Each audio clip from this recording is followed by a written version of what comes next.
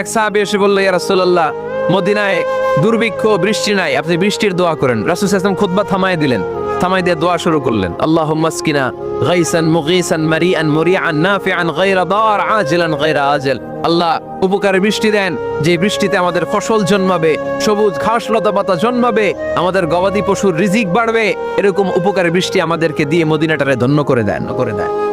বৃষ্টি শুরু হলো, জুমাবার বৃষ্টি, শনি রবি সোম মঙ্গল বুধ বৃহস্পতি শুক্র, টানা 7 দিন বৃষ্টি। এবার বৃষ্টির চোটে মদিনায় বন্যা হয়ে গেছে।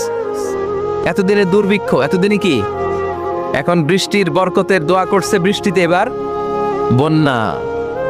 যেই সাহাবী বৃষ্টির জন্য দোয়া করতে বলেছিলেন, পরের জুমাবারের খুতবার সময় এসে ওই সাহাবী বললেন, ইয়া রাসূলুল্লাহ, আবার খুতবার মাঝখানে, ইয়া রাসূলুল্লাহ, আর বৃষ্টির দরকার নেই, আর দরকার নেই, এবার বৃষ্টি বন্ধের দোয়া করেন। আল্লাহর হাবিব সাল্লাল্লাহু আলাইহি ওয়াসাল্লাম খুতবা থামিয়ে আবার বন্ধের দোয়া, আল্লাহুম্মা হাওয়ালাইনা ওয়ালা আলাইনা, হে আল্লাহ আমাদের চারিদিকে দেন, মদিনাতে আর দরকার নেই। পড়েন সুবহানাল্লাহ।